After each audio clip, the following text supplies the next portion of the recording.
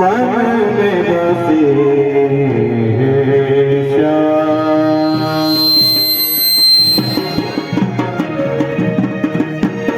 सखी रे मेरे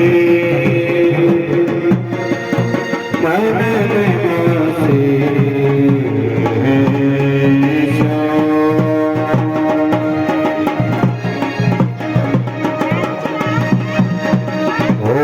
स्वस्ति स्वस्ति नंद्रो सर्वाः स्वस्ति महाभूता विश्ववेदाः स्वस्ति नस्तार्क्ष्यवारिष्ठानेमिः स्वस्ति नो बृहस्पतिर्दधातु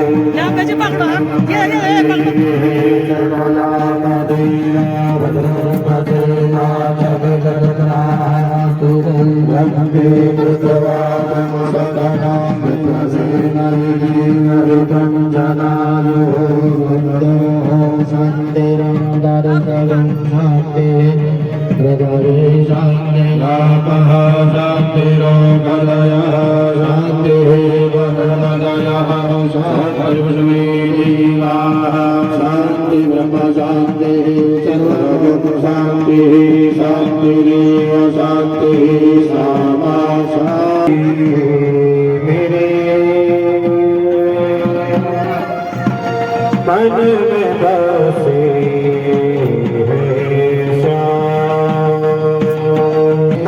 मन में बसे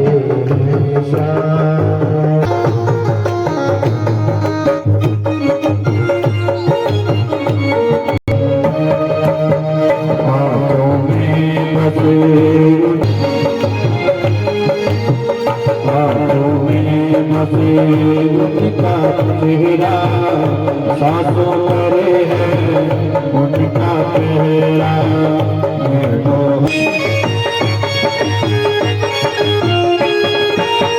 श्रावण दयाली मैं तो दीवानी ओ रानी उनकी रानी अमृत पी लिया अमृत का पुण्य उसको मिलेगा ही मिलेगा। तो ऐसा भाव बना के बैठना। स्वर्गीय आत्मा श्री दिनेश चंद्र जी खंडवाल जिनके दिवंगत मुक्ति हित तो यहाँ पर भागवत जी का पाठ कर रहे हैं। परमात्मा के चरणों में सत्य मुक्ति अवश्य प्राप्त हो गई। 1 वर्ष आज पूर्ण होने जा रहा है। दिवंगत आत्मा सभी की आंखों में आंसू दे के गई भी है। तो आज इस दिवंगत आत्मा को अभी तक हम सांसारिक बंधन के द्वारा पूज रहे थे, आज के बाद इस दिवंगत आत्मा को नारायण का स्वरूप मिल जाएगा। क्योंकि हमने जितने यहाँ पर कलशों की पूजा की है, कल हमने इस कलशों के जल के द्वारा दिवंगत आत्मा का जो पिंड यहाँ पर होगा उस पिंड को हम लोग अभिषेक करेंगे। जैसे भगवान विष्णु का यहाँ पर आप शालिग्राम शिला के रूप में अभिषेक कर रहे हैं, पूजन कर रहे हैं, ऐसे पिंड का कल यहाँ पर अभिषेक होगा। तो इस दिवंगत आत्मा का जो शरीर हमारे संसार की कृपा जरूर मिलेगी, ऐसा भाव लेकर के हम सभी बैठे हुए हैं। तो स्वर्गीय श्री ब्रह्मानंद जी खतवार जिनकी दिवंगत मुक्ति हेतु यहाँ पर संकल्प लिया जा रहा है। स्वर्गीय श्री लीलानंद जी खतवार, स्वर्गीय श्री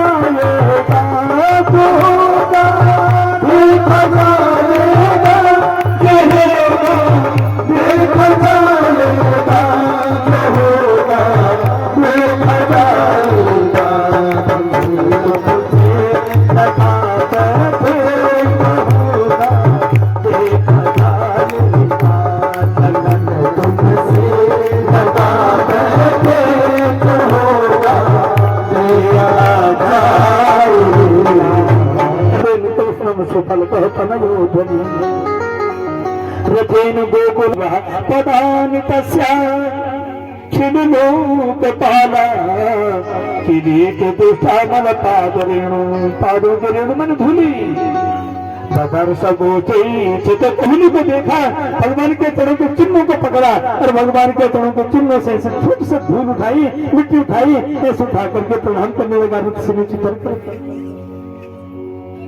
भगवान श्री कृष्ण बलराम जी का दर्शन हम दोनों के चरणों में प्रणाम कर दिया। इधर बाबा नंद बाबा गौशाला में जाकर के गायों को घास देने के लिए गौशाला में जाकर के गायों को उनके खूंटे में बांधने के लिए जा रहे थे, क्योंकि गौएं जंगल से घास चुग करके आ रही थी। बड़ी देर से गौएं रवा रही हैं और गायों के चढ़ों की धूली उड़ रही, उसको कहते हैं गोधूली बेला। और हमारे गढ़वाल में हमेशा बारात का स्वागत होता था धूलियर्ग से। धूलियर्ग का तात्पर्य समझना, आजकल तो बारात रात को 12 बजे, किसी की बारात 10 बजे, किसी की बारात 1:30 बजे आ रही है। बारात आने का स्वागत हमारे ज्योतिष का एक नियम है। क्या बोले? ज्योतिष का एक कर्मकांड का भी एक नियम है कि संध्या काल में हमेशा दूल्हे का स्वागत संध्या काल में करो। दुल्हन भी ससुराल में पहली बार जाएगी तो सायंकाल को जावे, संध्या काल में जावे। गृह प्रवेश राजा प्रवेशो निशा प्रशस्ता, उसका ज्योतिष का श्लोक है। क्या? राजा प्रवेशो निशा प्रशस्त ही बैठना चाहिए, दिन में बैठे। और पहले बहू ससुराल में जा रही तो कभी भी दिन में न जावे, संध्या काल में बहू को अपने ससुराल में प्रवेश करना चाहिए। संध्या काल में व्यास को भी संध्या काल में, ब्राह्मण को भी संध्या काल में, जो भी आपके घर में मंगल रूप लेके आ रहे हैं संध्या काल का उसका तदागमन शुभ माना जाता है। उसको कहते हैं गोधूली बेला। गृह प्रवेश और निशा दिवात प्रशस्त। और गृह प्रवेश आप सुबह भी कर सकते, रात भी कर सकते हैं। हमारे गढ़वाल में गृह प्रवेश अधिकतर रात को किया जाता है। पहाड़ों के लोग, पुराने लोग रात को ज्यादा मानते हैं। तो गृह प्रवेश आप सुबह भी कर सकते हैं, शाम को भी, रात को भी कर सकते हैं। लेकिन वधु प्रवेश दिन में, राज प्रवेश दिन में, वधु प्रवेश संध्या काल में, राज प्रवेश दिन में, और व्यास प्रवेश अन्य मंगल प्रवेश है, अल्प भक्त प्रवेश भी संध्या काल में। इसलिए हमारे यहाँ भगवान श्री सत्यनारायण की कथा संध्या काल में सर्वोत्तम मानी गई है कि संध्या काल में भगवान की श्री सत्यनारायण जी की कथा करो। क्यों? भगवान निशामुखे लिखा हुआ, पर निशामुख माने संध्या काल। तो गोधूली बेला है। ऐसी गोधूली बेला में आज गोकुल में रथ पहुंचा था। इधर गौ जंगल से घास चुग करके आ रही है और नंद बाबा एक एक करके गायों को पकड़ करके गौशाला में बांधते हुए जा रहे हैं। तो भगवान श्री कृष्ण बलराम जी के चरणों में गुरु जी ने प्रणाम किया। नंद बाबा ने देखा आज हमारे आंगन में कोई आया हुआ है। तो चरणों में पांवते दंडवत राम के चरणों में दंडवत प्रणाम किया अक्रूर जी ने। भगवान श्री कृष्ण और बलराम जी के चरणों में प्रणाम भी किया था कि नंद बाबा ने आकर के सबसे पहले नंद बाबा के पांव को धोया। पांव को धो करके गौशाला का दर्शन करा के देखो मेरे साथ कितनी गौवे हैं। 9 लाख गौवे मेरे गौशाला में विराजमान है।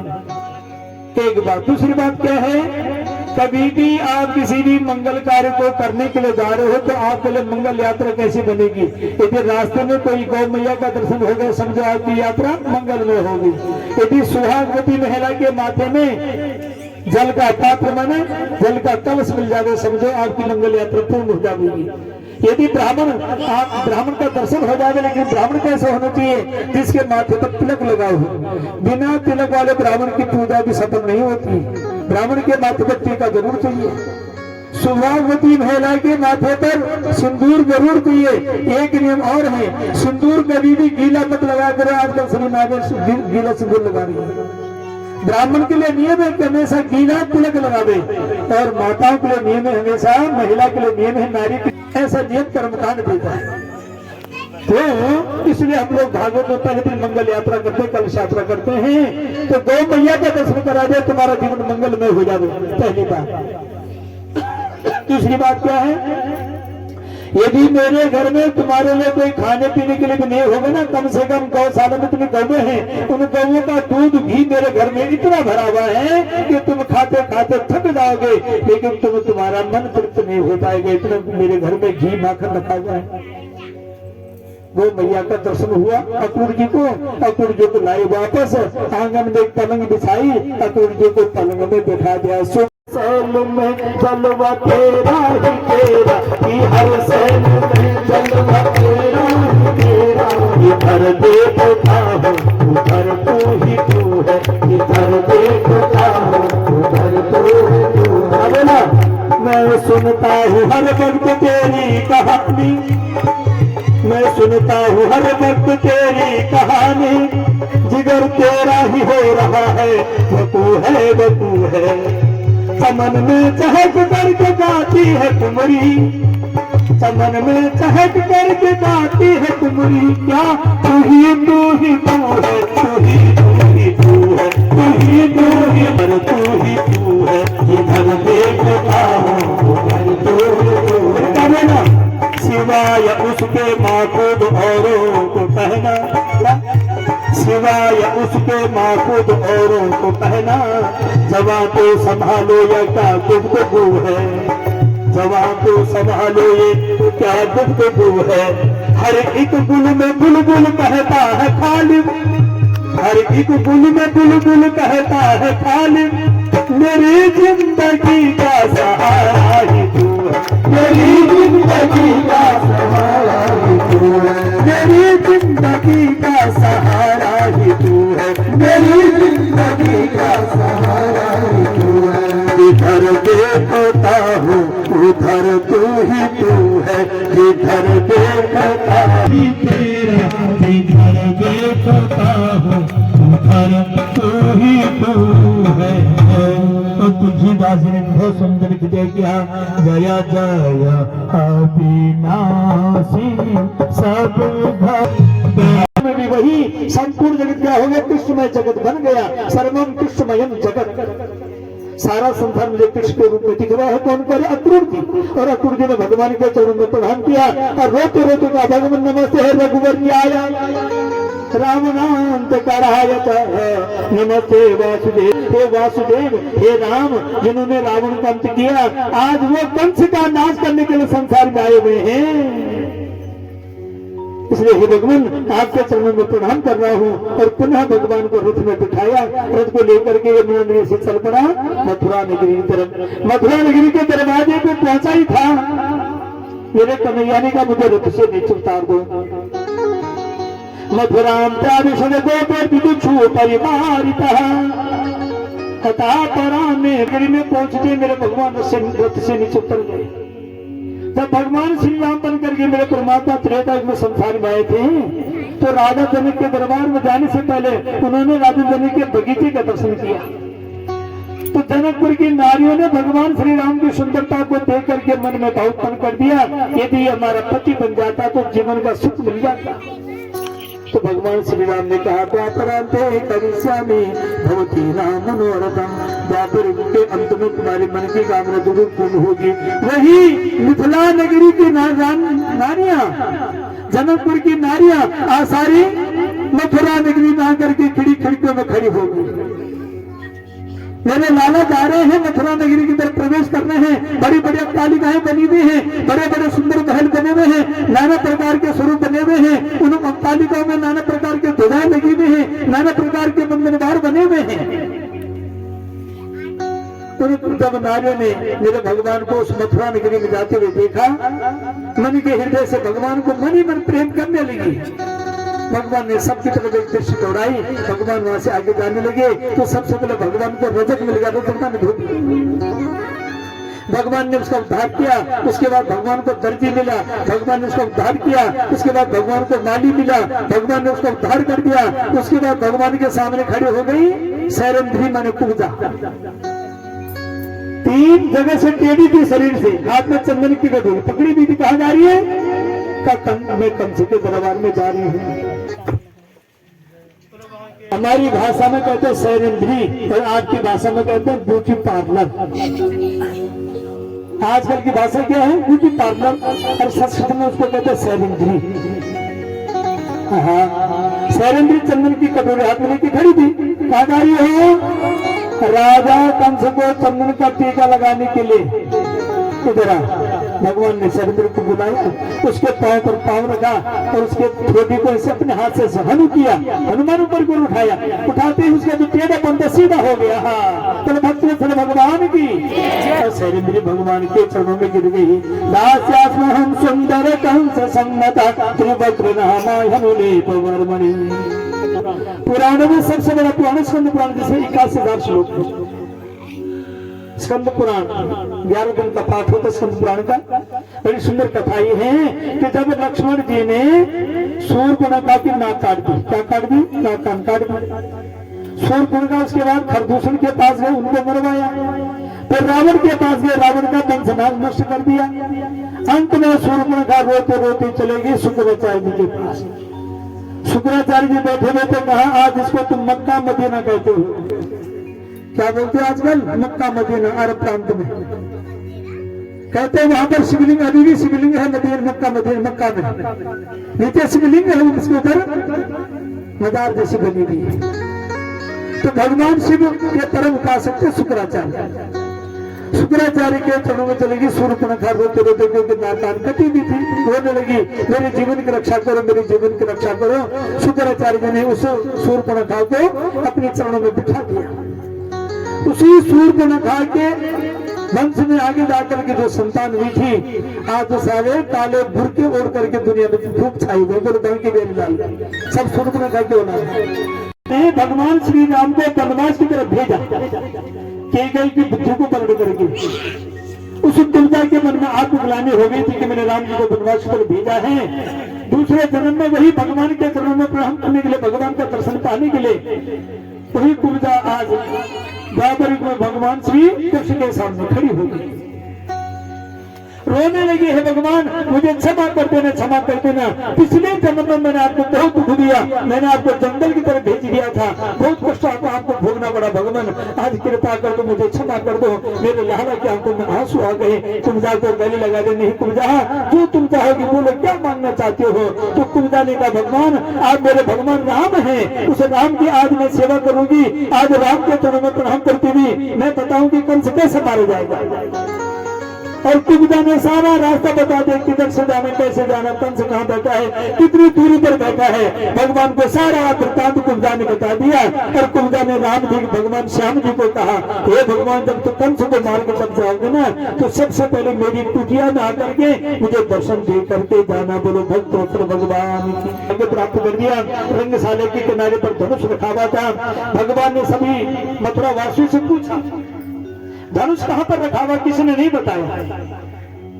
भगवान रंगशाला में गए, रंगशाला में जाते भगवान ने धनुष को उठाया, उस पर चाप लगाना चाहते थे, धनुष बड़ी जोर से टूट गया। धनुष को टूटने की आवाज कंस के कानों में चली गई। कंस सिंहासन से खड़ा होकर के अब भागने के लिए तैयार होकर मैं भागूंगा, लेकिन जितने भी द्वारपाल थे सबने कहा हम तुम्हारी सुरक्षा करेंगे। पर कंस के चारों ओर द्वारपाल खड़े हो गए। अब कंस का जो स्वरूप था वो भयावह रूप करने लगा। मेरे भगवान को मारने के लिए उसने सबसे लोग कुबला पेट नामक हाथी को तोड़ दिया। कथा में मन लगा हुआ जन्म मिलेगा करेंगे सेवा तेरी, जन्म मिलेगा करेंगे सेवा तेरी, जब भी जन्म मिलेगा करेंगे सेवा तेरी, जब भी जन्म मिलेगा। अब कन्हैया के पैर पर पूरी मेरे को बिठा दो, बिठा की पूजा करो, दोनों को बिठा दो, स्पेस बनाओ, दोनों को शक्ति जबर स्पेस बनाओ, तो वहां पर सेवा करेंगे सेवा तेरी, करते हैं ये वादा शरण रहेंगे तेरी, करते गाओ ताली बजा जोर से, सेवा में आए हो।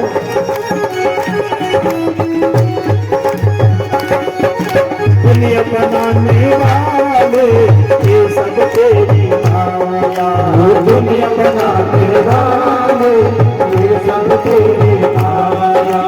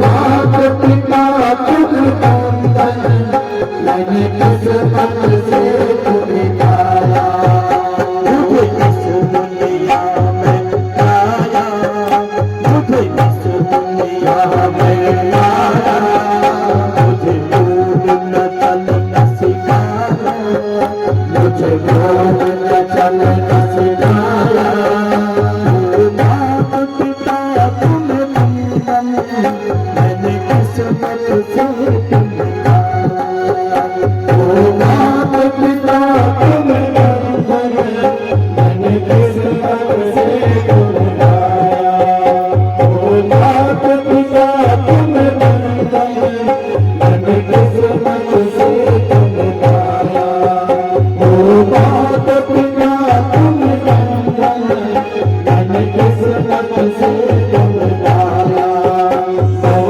किस्मत से